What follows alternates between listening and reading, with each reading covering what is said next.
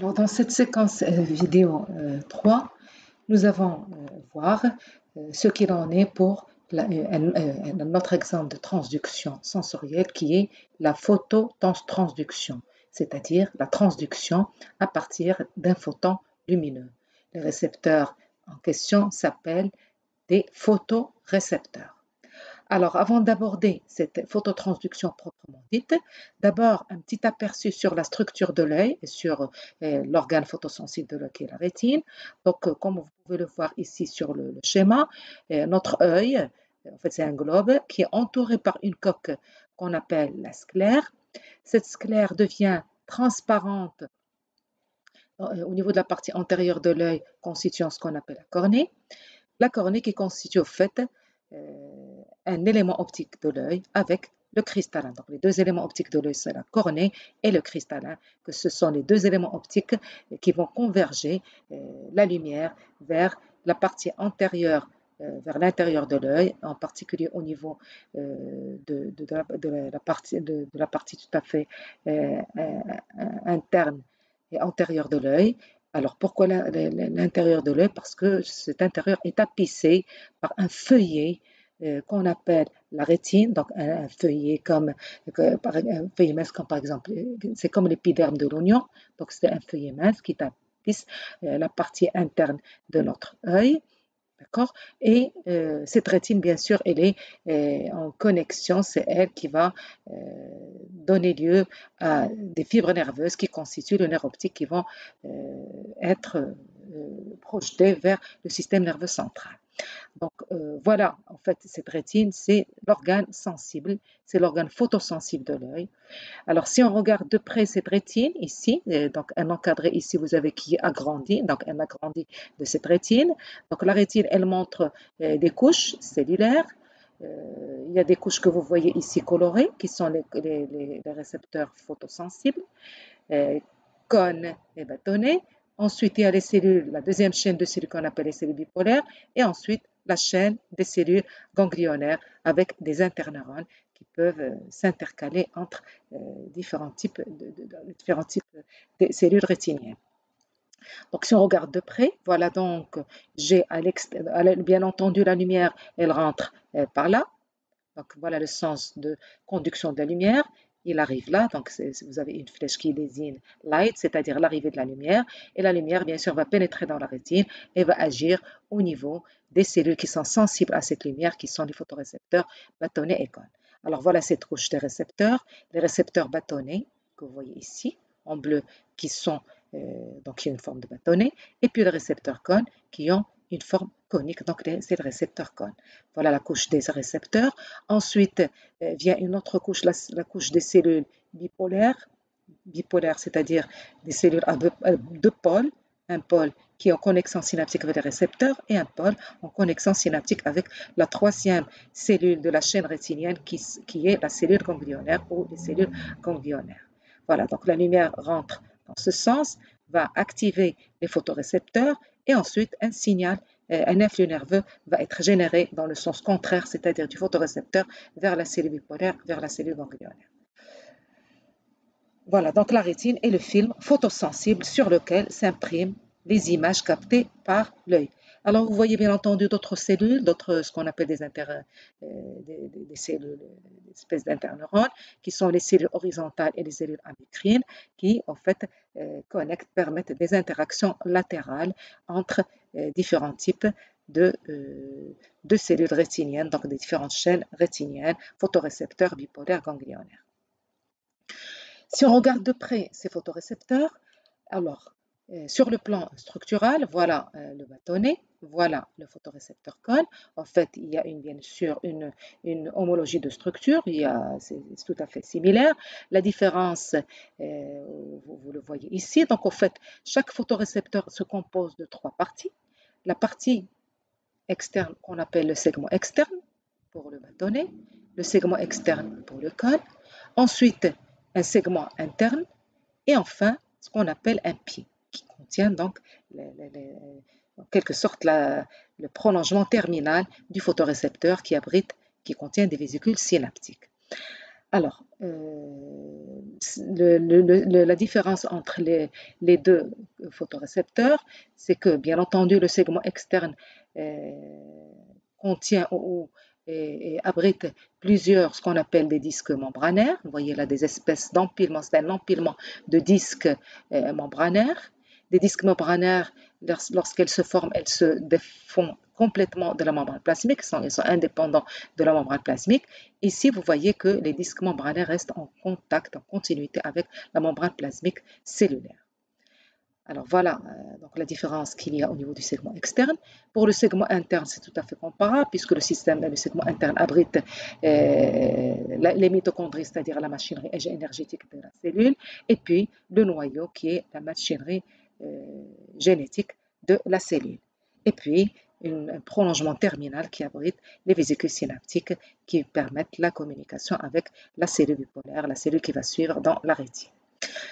Alors, pourquoi ces récepteurs sont sensibles à la lumière? Parce qu'au fait, ils contiennent dans ces disques membranaires, ils contiennent une substance chimique qu'on appelle pigment ou photopigment, et c'est lui qui est sensible à la lumière. Donc, la spécificité pour la sensibilité à la lumière, c'est ces disques membranaires qui contiennent des pigments, des photopigments qui sont sensibles à la lumière. Donc, ils vont absorber la lumière. Voilà, donc la sensibilité des photorécepteurs à l'énergie photonique, l'énergie photonique c'est les photons, c'est la lumière, elle est due à la présence d'une substance chimique appelée pigment localisée dans les disques du segment externe que vous voyez ici et là pour le cône. Alors, il faut savoir que, bien entendu, que les bâtonnets et les cônes, il y a deux types de cellules. En fait, ils ont deux fonctions différentes. Les bâtonnets sont spécifiques, sont responsables de la vision de nuit, c'est-à-dire la vision nocturne, alors que les cônes sont responsables de la vision en pleine lumière, donc la vision diurne, si je puis dire, et donc la vision en pleine lumière, c'est-à-dire la vision des couleurs. Alors, bien entendu, les pigments sensibles ne sont pas tout à fait les mêmes dans les deux types de photorécepteurs. Le pigment des bâtonnets, qui est spécifique de la vision nocturne, on l'appelle la rhodopsine. Il est capable d'absorber la lumière dans tout le spectre visible, allant de 400 à 700 nanomètres. Donc, celui-ci, lorsqu'il est activé, il va nous dire s'il y a une lumière ou pas de lumière. Il ne distingue pas les couleurs. Alors que le pigment des cônes, on l'appelle iodopsine ou photopsine. Et en fait, il faut savoir que nous disposons de trois types de cônes. Un cône qui est sensible, enfin trois types de cônes qui sont sensibles chacun à une couleur primaire. Alors il y a les cônes bleus qui sont sensibles au bleu, les cônes verts qui sont sensibles à la lumière verte et les cônes rouges qui sont sensibles à la lumière rouge. Donc puisqu'il y a trois types de cônes, et bien en fait on a trois types de pigments, trois types d'iodopsine qui sont sensibles soit au bleu, alors le bleu bien sûr c'est les longueurs d'onde courtes dans le spectre visible, avec un maximum d'absorption de sensibilité à 419 nanomètres. Un deuxième type d'iodopsine qui va être sensible et va absorber la lumière dans les longueurs d'onde moyennes avec un maximum d'absorption à 531 nanomètres. Et puis, une iodopsine qui est sensible à la lumière rouge, c'est-à-dire qui est sensible aux longueurs d'onde longues avec un maximum de sensibilité et d'absorption à 559 nanomètres. Définissons ainsi, donc, puisque chaque type a un type de cône, donc cela définit trois types de cônes responsables de la vision des couleurs, et bien sûr trois types de cônes selon la proportion du pigment de chaque type. Ça veut dire que le cône bleu, il contient l'iodopsine qui est sensible au bleu, le cône vert, il contient l'iodopsine qui est sensible au vert, etc. Alors, et plus récemment, un quatrième type de cône a été découvert et qui contient un autre pigment qu'on qualifie de mélanopsine. Alors, cette mélanopsine, en fait, elle joue un rôle non pas dans, disons, la vision des couleurs, dans la perception des couleurs, mais intervient dans d'autres aspects visuels tels que le réflexe photomoteur ou encore la régulation du rythme circadien. Tout ça, on va le voir la suite lorsqu'on parlera des voies sensorielles.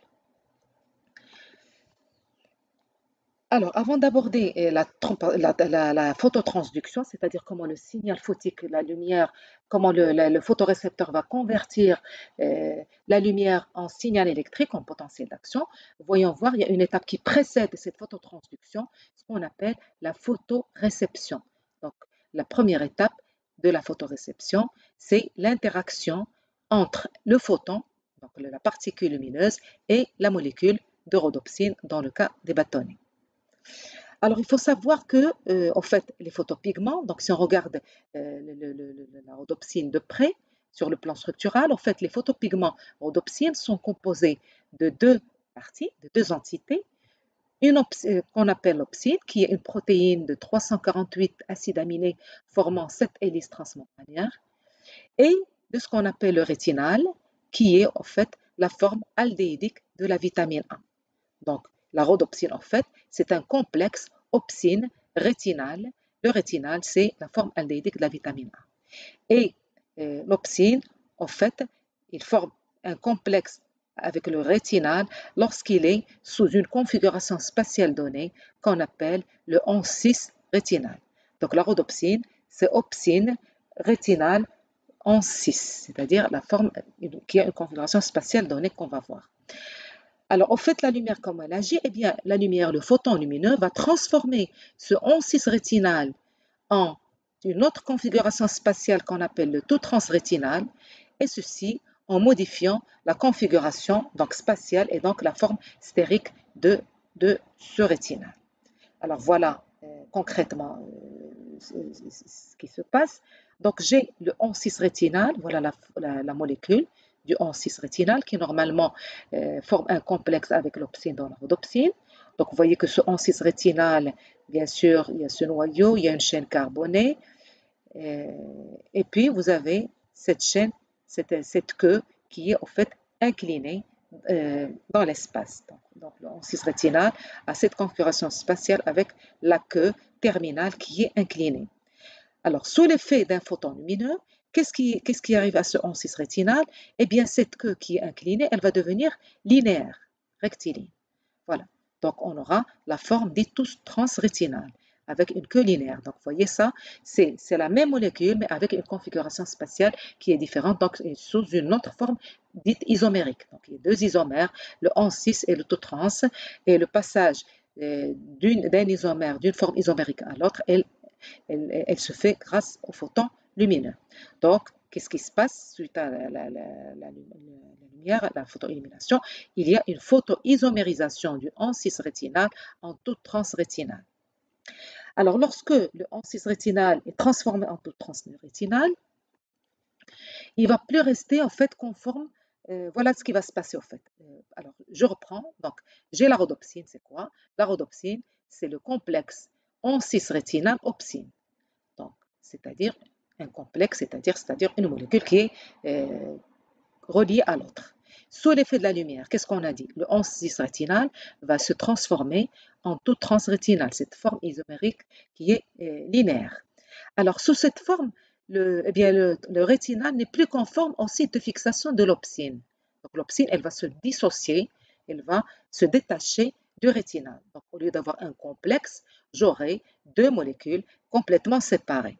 Pourquoi? Parce que le taux transrétinal n'est pas conforme au site de l'opsine. Alors, l'opsine, lorsqu'elle se libère de ce rétinal, elle devient sous une forme, elle devient active. Elle devient donc une protéine active. Donc, la lumière, qu'est-ce qu'elle fait à premier abord? Elle va provoquer ce qu'on appelle un changement conformationnel. Donc, à l'état d'obscurité, la rhodopsine qui est dans les disques, dans les membranes des disques, eh bien, cette rhodopsine va subir, elle va se dissocier, elle va plus rester sous cette forme de complexe, elle va se dissocier et la rhodopsine va se transformer en tout transrétinal plus une protéine active qui est l'opsine.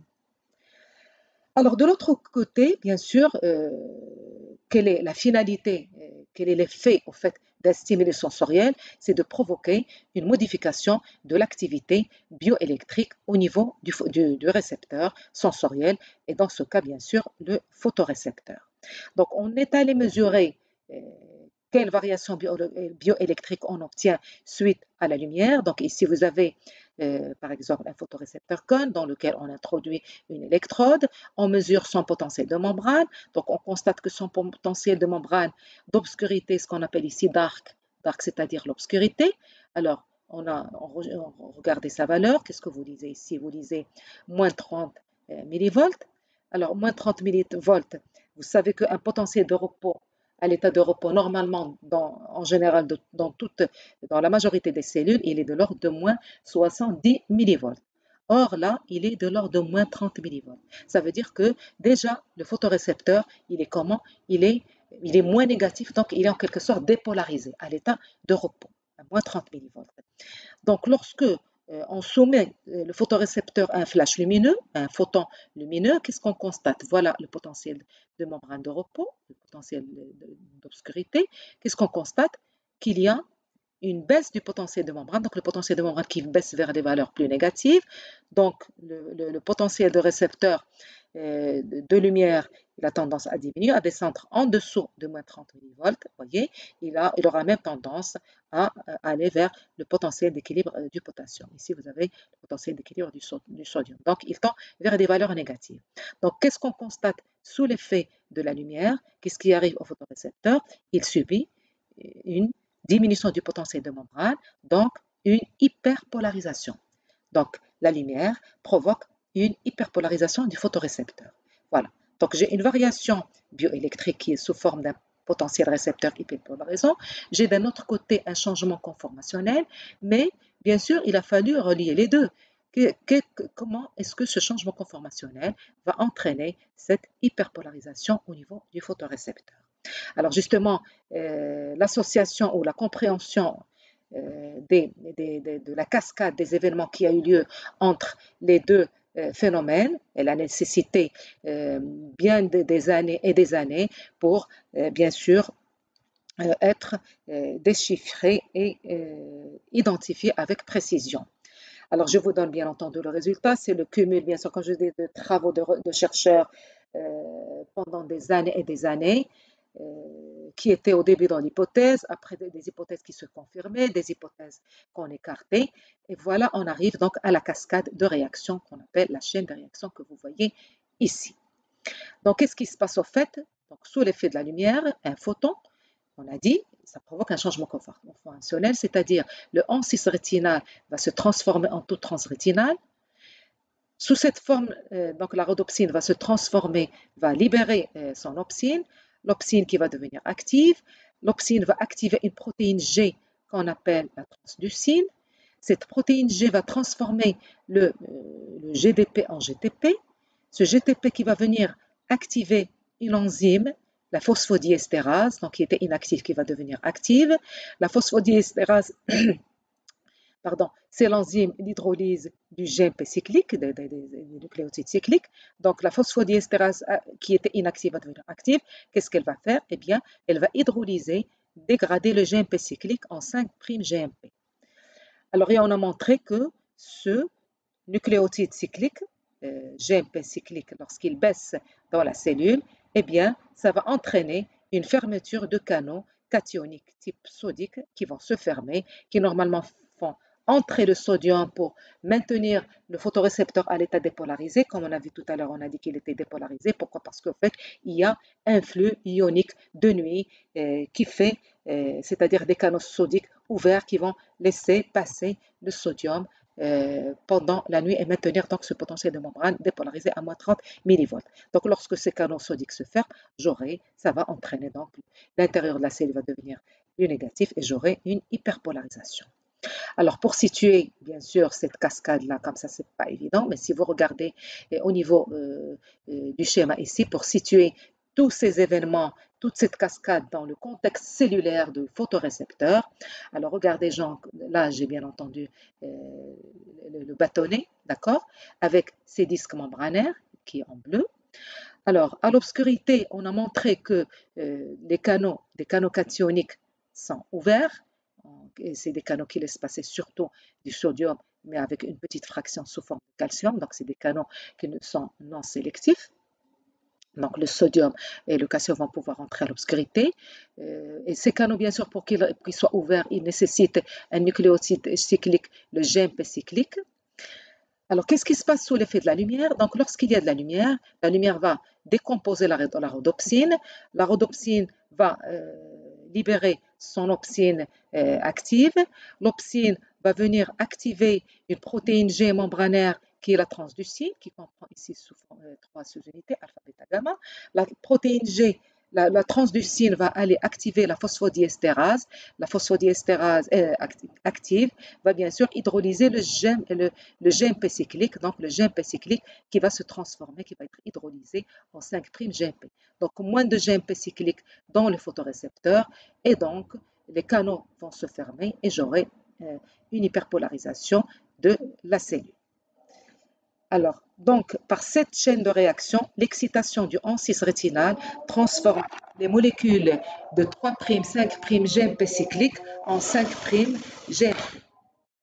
Alors, à l'obscurité, donc pour résumer tout ça, à l'obscurité, les segments externes et donc l'ensemble de la cellule réceptrice, les segments externes et donc l'ensemble de la cellule réceptrice sont dépolarisés par l'entrée de sodium-calcium.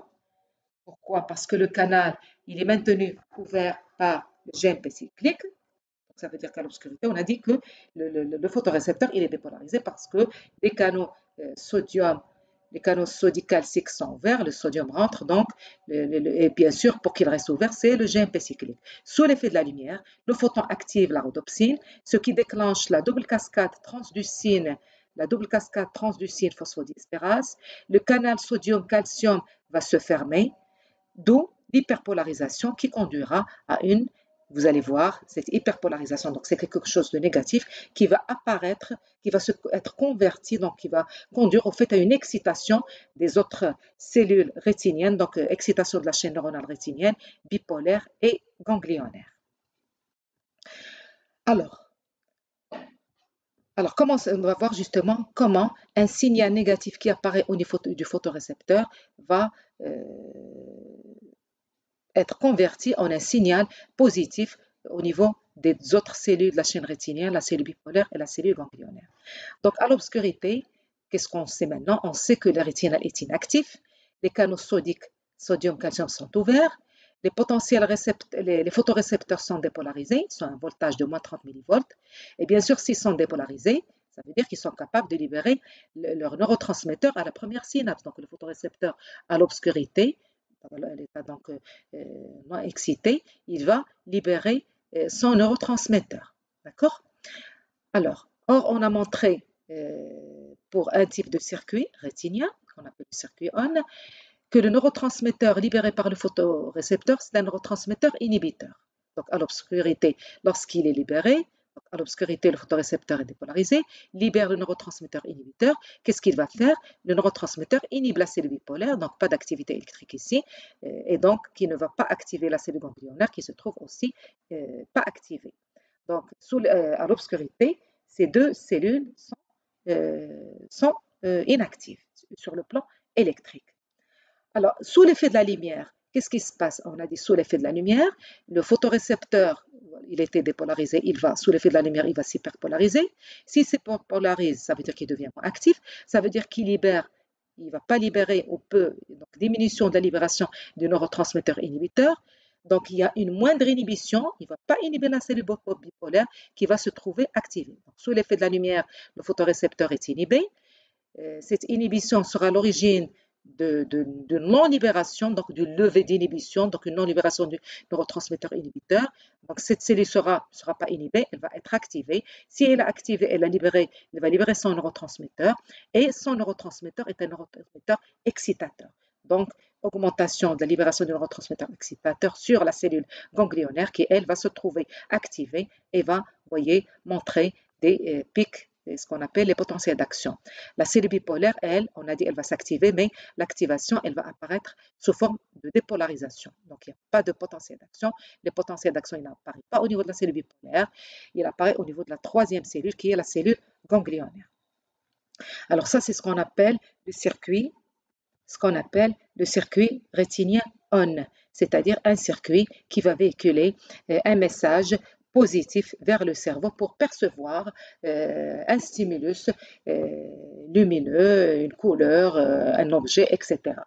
Donc à la lumière, le rétinal absorbe les photons et il change de conformation. Ça, c'est une répétition de ce qu'on vient de dire. Donc à la lumière, le rétinal absorbe les photons et il change de conformation, il devient actif, ce qui provoque la fermeture des canaux cationiques et donc une hyperpolarisation du photorécepteur qui devient donc plus négatif, il tend par exemple vers 60 millivolts, et cela provoque une cessation de la libération du neuromédiateur à la synapse. Donc, pas de neurotransmetteur inhibiteur libéré au niveau de cette synapse. La lumière, donc, qu'est-ce qu'elle entraîne? Elle entraîne en fait l'inactivation de cette synapse, l'inactivation de la synapse entre le photorécepteur et la cellule bipolaire. Ceci constitue justement le premier signal nerveux indiquant la présence d'un stimulus lumineux. Voilà, donc la lumière va hyperpolariser cette cellule, moins de neurotransmetteurs inhibiteurs, donc il y a une inactivation, plus de neurotransmetteurs qui vont être libérés, dépolarisation de la cellule bipolaire et bien sûr décharge, apparition des pics, donc une décharge de la cellule ganglionnaire.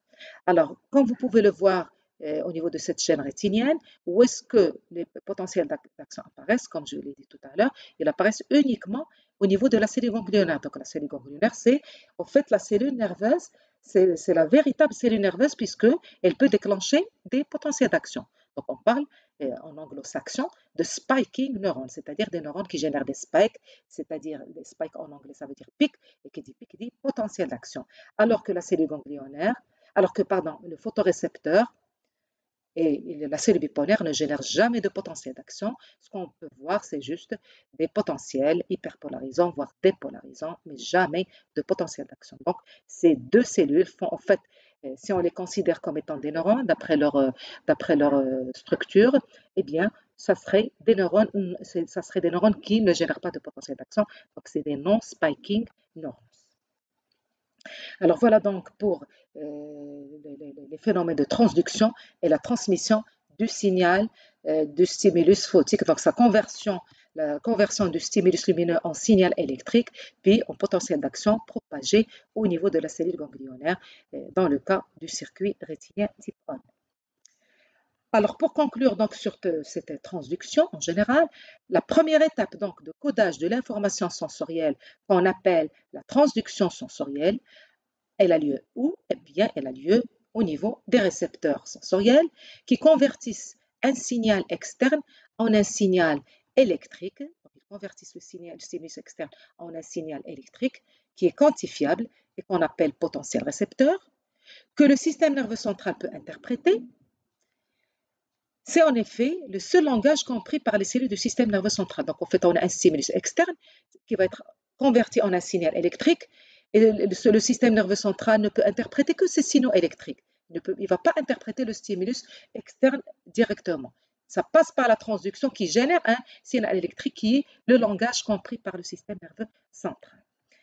Et bien entendu, comme on vient de le voir, les mécanismes de cette transduction sont spécifiques de chaque système sensoriel. Donc, on a vu une spécificité, on a vu la chémotransduction, deux exemples, on a vu deux exemples de mécanotransduction, on a vu un exemple de phototransduction et bien sûr les processus qui en découlent.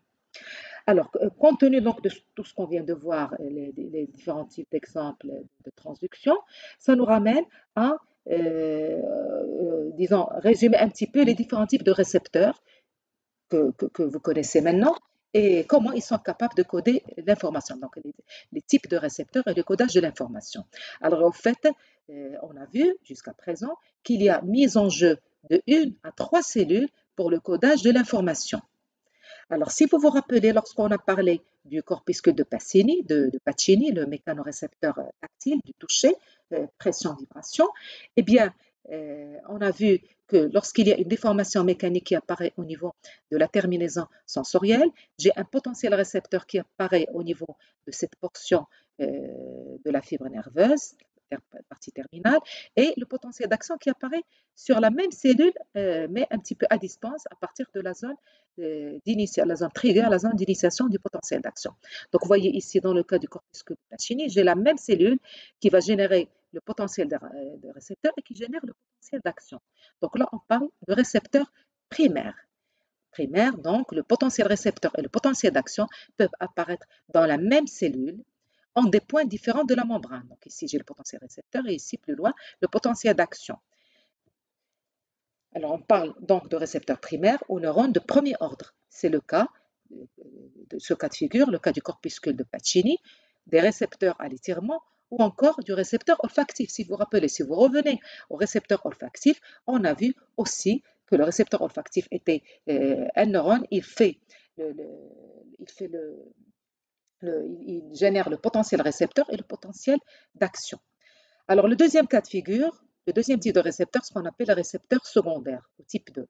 Alors, c'est le cas du récepteur auditif, si vous vous rappelez bien, c'est-à-dire que la cellule auditive, le cas de la cellule auditive, eh bien, suite à la déformation des cils, des cellules ciliées, j'ai un potentiel récepteur qui apparaît suite à un influx potassique dans la cellule sensorielle, dépolarisation donc de cette cellule, libération du neurotransmetteur, excitateur, et ça va activer la deuxième cellule, donc le prolongement afférent d'une cellule nerveuse, et c'est là où apparaît le potentiel d'action. Donc d'abord un potentiel postsynaptique excitateur qui va être transformé en potentiel d'action.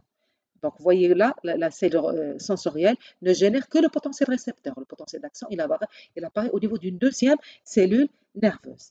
Alors, c'est ce cas-là, donc le potentiel récepteur. Pour résumer ceci, le potentiel récepteur et le potentiel d'action peuvent être localisés dans deux cellules différentes. C'est le cas de l'audition, où le potentiel d'action apparaît dans un neurone différent de la cellule sensorielle. On parle alors de récepteur secondaire. Et c'est le cas qu'on vient de le voir, le récepteur auditif, vestibulaire, le récepteur d'équilibre, le récepteur gustatif. Si vous revenez aussi au récepteur gustatif, c'est aussi un récepteur c'est-à-dire que le récepteur, il est différent du neurone qui va générer les potentiels d'action. Donc, le récepteur, il est différent du neurone du premier ordre. Alors qu'ici, le récepteur primaire, il constitue lui-même un neurone. Donc, il constitue le premier neurone de la chaîne de traitement de l'information sensorielle. Et le troisième type de récepteur qu'on a vu, le récepteur type 3, c'est le cas du récepteur visuel. Alors, si vous vous rappelez, là, il y a intervention non seulement d'une cellule, mais de deux cellules avant l'apparition des potentiels d'action sur un troisième neurone. Donc là, le cas du récepteur visuel, j'ai un récepteur de type 3. Pourquoi? Parce qu'en fait, le potentiel d'action n'est généré qu'au niveau de la troisième cellule. Alors la première cellule, la cellule réceptrice, elle est sensible à l'action de la lumière. Elle envoie le signal, et donc elle génère une hyperpolarisation. Elle envoie le signal hyperpolarisant vers la seconde cellule, qui est la cellule bipolaire, qui est une cellule de liaison qui va présenter bien entendu une dépolarisation pour le circuit rétinien ON, ou alors encore hyperpolarisation pour le circuit off, et le circuit on ne va pas en parler. Donc sachez, pour comprendre uniquement le circuit ON qui permet la perception de la lumière, des objets visuels. Donc le potentiel d'action apparaît au niveau de la troisième cellule, qui est la cellule ganglionnaire. Et de la cellule 1 à la cellule 3, il y a conduction sans potentiel d'action. Donc, on a dit que ça, là, c'est des neurones, c'est des non-spiking neurones. La conduction, elle est dite décrémentielle, donc elle fait intervenir juste des dépolarisations. Alors, parlons maintenant, donc ça vous l'avez maintenant, vous avez déjà une idée depuis que j'ai parlé au début des principes généraux des décodages. Là, on va voir un petit peu de près le codage de l'intensité et de la durée des stimuli sensoriels. Comment est-ce qu'on est capable de coder une intensité des stimuli sensoriels au niveau justement de nos récepteurs sensoriels, et comment est-ce qu'on est capable de coder la durée des stimulus sensoriels, comment nos récepteurs sensoriels vont décoder ces aspects, l'intensité et la durée. Alors, si on considère bien entendu d'abord l'intensité de la stimulation, alors il faut savoir, plus l'intensité de la stimulation augmente, normalement, plus l'amplitude du potentiel récepteur augmente. Alors voilà, schématiquement, l'intensité d'un stimulus, schématisé ainsi, des intensités de plus en plus croissantes. Pour chaque stimulation, vous avez un potentiel récepteur généré. Alors bien entendu, plus l'intensité de stimulation augmente, plus l'amplitude du potentiel récepteur augmente. Donc, l'amplitude du potentiel récepteur augmente proportionnellement à l'intensité de la stimulation. Il y a donc codage de l'intensité de la stimulation au niveau du récepteur sensoriel en une amplitude de dépolarisation transmembranaire. On parle alors de codage en amplitude. Ça veut dire comment nos récepteurs sensoriels vont décoder, vont différencier les différents types d'intensité par des potentiels récepteurs d'amplitude différentes. Donc, il s'agit d'un codage en amplitude du potentiel récepteur. Alors, par conséquent, on a dit que le potentiel récepteur, c'est quoi? C'est une dépolarisation qui est graduable, qui peut changer d'amplitude. Le potentiel récepteur est donc un phénomène membranaire graduable qui est non propagé de manière active, contrairement au potentiel d'action qui est propagé d'une manière active, et il est comparable en fait à ce que vous connaissez, les potentiels postsynaptiques excitateurs. Alors, si on considère, donc voilà comment sont décodés, sont décodés les potentiels récepteurs, l'intensité de la stimulation au niveau du potentiel récepteur, il s'agit d'un codage en amplitude. Alors, comment sont codés les potentiels d'action? Alors, les potentiels d'action, bien entendu, n'apparaissent sur la fibre sensorielle que pour une intensité minimale de stimulation. Il faut qu'il y ait une intensité minimale, dite intensité seuil de stimulation, pour faire apparaître, pour générer ces potentiels d'action. Et à partir de ce seuil de stimulation, plus l'intensité de la stimulation augmente, plus le nombre de potentiels d'action et donc la fréquence des potentiels d'action a tendance à augmenter jusqu'à un niveau, jusqu'à une fréquence où il y a saturation. Donc, comment se fait le codage en potentiel d'action? C'est un codage en fréquence.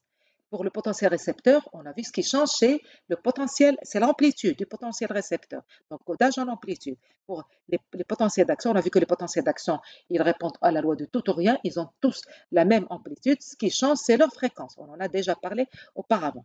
Donc, l'évolution de la fréquence des potentiels d'action est en général proportionnelle à l'intensité de la stimulation. C'est-à-dire, plus l'intensité de la stimulation augmente, plus la fréquence des potentiels d'action augmente. Donc, l'intensité d'une stimulation sensorielle est codée au niveau des fibres sensorielles sous la forme d'une fréquence des potentiels d'action. On parle alors de codage en fréquence.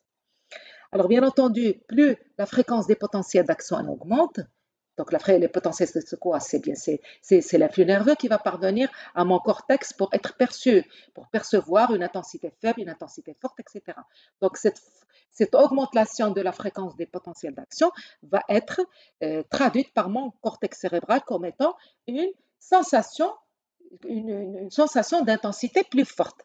Donc, l'évolution de l'activité le long des fibres sensorielles, cette évolution de l'activité le long des fibres sensorielles permet de rendre compte de l'évolution des sensations en fonction de l'intensité d'une stimulation. Je répète, plus l'intensité d'une stimulation augmente, plus la fréquence des potentiels augmente et plus la sensation va être forte au niveau de mon cerveau. Donc la perception du stimulus sensoriel va être plus forte, donc une sensation plus forte. Voilà pour le codage de l'intensité des stimuli sensoriels pour tout ce qui est codage appelé codage quantitatif. Alors, l'autre type de codage du stimulus, c'est le codage de l'autre aspect du stimulus, c'est le codage de la durée des stimuli, c'est-à-dire un codage temporel.